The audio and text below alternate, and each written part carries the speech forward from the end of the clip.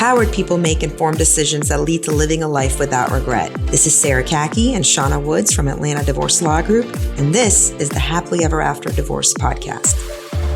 Welcome to another episode of the Happily Ever After Divorce Podcast. This is Sarah Kaki with the Atlanta Divorce Law Group, and I'm joined by our managing partner, Shauna Woods. Shauna, today we've been tasked with speaking about manifestation and the law of attraction. Now, we did a whole episode on fads, and I think this has become, it's a very trendy thing, this idea of law of attraction, the idea of manifesting things. I'm not sure all of us are on the same page on what does this really mean, right? I know there's a book out there called The Law of Attraction. I'll be the first one to say I have not read it, and I have not watched the movie or the documentary. So everything I'll share here is from teachings I've done from Napoleon Hill, other authors at that level, and also some personal coaching I've done in the personal development stage. And first thing I'd like to do is go back to the idea of where does this come from? So I think it comes from a place of wanting to be empowered to say that I don't have to accept everything in my environment and in my circumstance that I don't like or agree with to be part of my future. I can create my own future. I can be the captain of my own ship. I can create whatever life design and curate whatever life it is I want to live.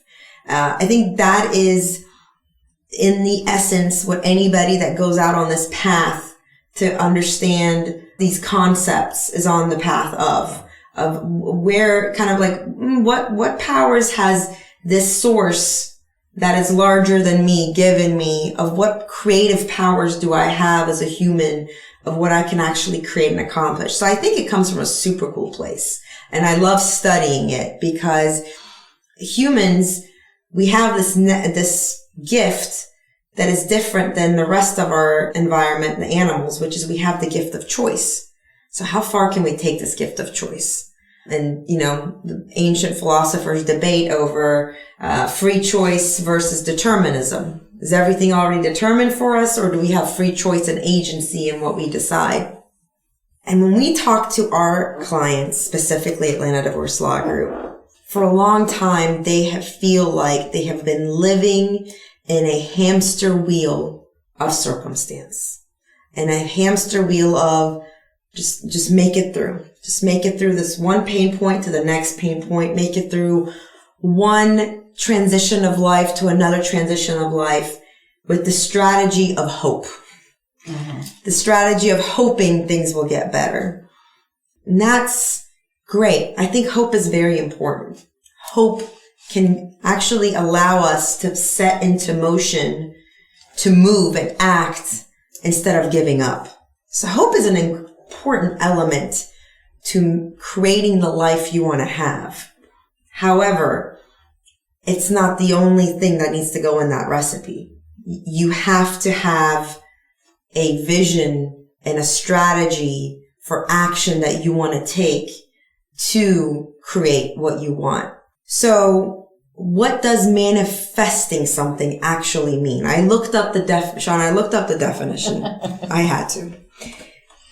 And the definition is so great because it really lends into my personal belief of what I wanted to share.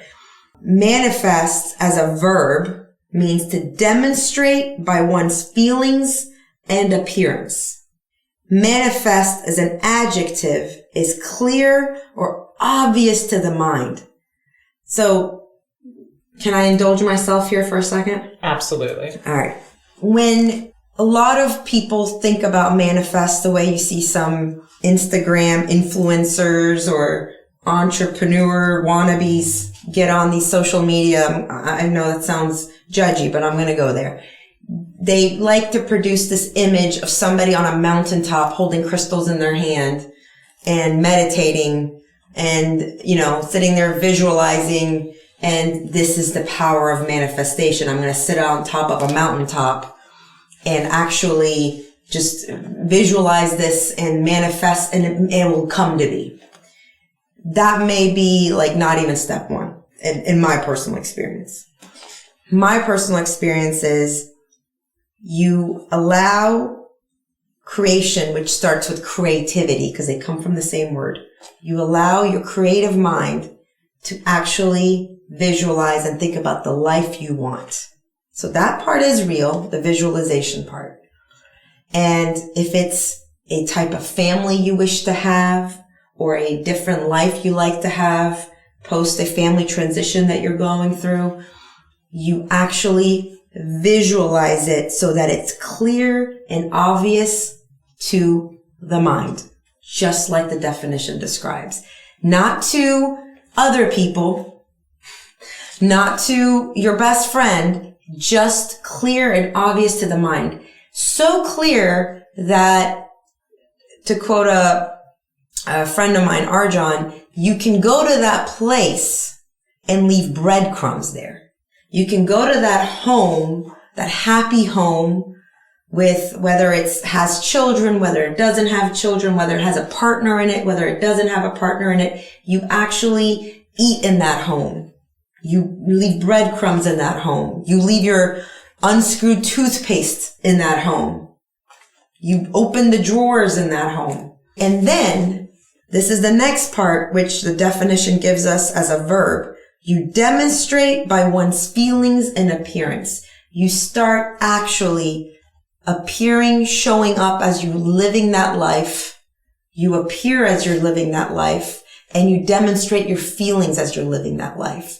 So you're feeding the subconscious mind, the part of your mind that gives control to everything else. It's the operating manual. It's the computer. It's the one that tells everything else in your life what's real and how we respond to this. That this is our reality. And you set the expectation. So let's say you are a single mom and you wish so badly to find love again. I'm just going to give an example, a client, or find a true partner, or find a home to live with, and find a home and a family to combine your family with. Once you've made that vision crystal clear in your mind, where you've actually left the breadcrumbs in that home, you've imagined the smell of the sheets that you live in, you sleep in with your partner, and you can smell it, you can taste it, you've involved the senses in there. Now you start showing up as the person who is living that life. What does that person put on as far as their clothes in the morning? How does that person show up to the grocery store? How does that person get in their car? What kind of music does that person listen to? What kind of books does that person listen to? What kind of people does that person talk to? And when you start behaving, this is the part that so many people miss. They just want to do the mountain part, top, crystals in hand, visualization part, and then just think, boom, it's going to show up. They stop doing the action piece. The action piece is the hardest part because I visualized it, I've smelt it, I've tasted it, I've showed up for 10 days now dressed as the woman that's living that life. I've found the friends as the woman that's living that life. I've cleared toxicity out of my life as a woman living that life. Well, where is it? Where is it? And that's the part that people stop. If it doesn't show up, they stop. Because the bigger gift here in the law of manifestation is who you become in the process of demonstrating the feelings and the appearance of this man or woman or person who is living the life you want to have. But if you start stopping and thinking, where is it? Where is it? It hasn't showed up yet. You haven't truly believed yet. You haven't truly set the expectation. And, we're taught that expectation is a negative thing. But in this realm, expectation is a wonderful thing when it's followed by action. If I expect to have a wonderful partner come into my life, and that means before it even shows up, I start behaving as a wonderful partner myself, the partner will come. But so many of us, we visualize the perfect partner and then dress up for it and, start thinking we're going to all the right places for it, but the partner never shows up. Well, did you start doing your part, your action in that, which is showing up also as the person that perfect partner would want to be in partnership with? Because that would be what the definition of the verb gives us. Demonstrate by one's feelings and appearance. Are you demonstrating as the person who your perfect partner would want to be with? And that really is an example of what I believe manifestation truly means and how it could help so many of our clients. So many amazing things from what you just said. One of the things, and first of all, let me say, I think that the human mind is so powerful beyond what we even know. And especially the subconscious. Right? There are a lot of times we'll joke around the office where I'll say somebody's name and they'll call and we'll joke, Shauna manifested that. You brought them in. It was good or bad. You brought that about. And the reality is it may be a reason we're thinking about them. Maybe it's the time structure. We're subconsciously, we've already built this into ourselves, right?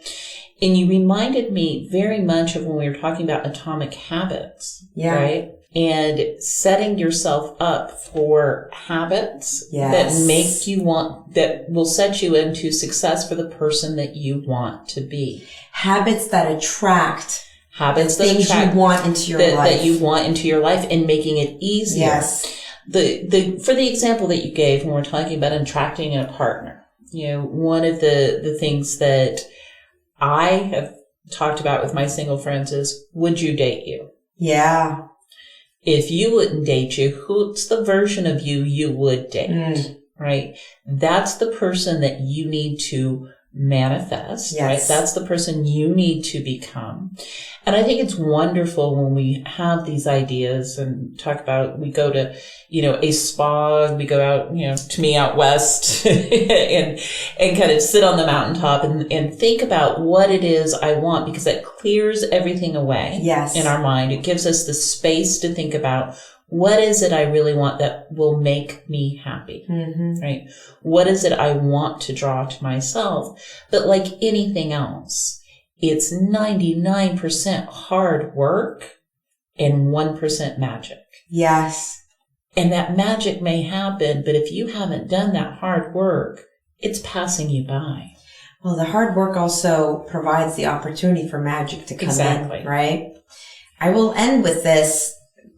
Famous ancient Persian poet, Rumi. At this point, I think the whole world's heard about him, which I think is so awesome because it's such a big part of my culture. He says, what you are seeking is also seeking you. So, can you be ready and be the person who can receive the thing you are seeking, because it's also looking out for you. But maybe who you are showing up as right now is missing it and is not seeing it and is not making you ready and prepared for what you want to receive so badly that also wants to be received by you. Thanks for listening to the Happily Ever After Divorce podcast. If you'd like to learn more, go to atlantadivorcelawgroup.com/resources.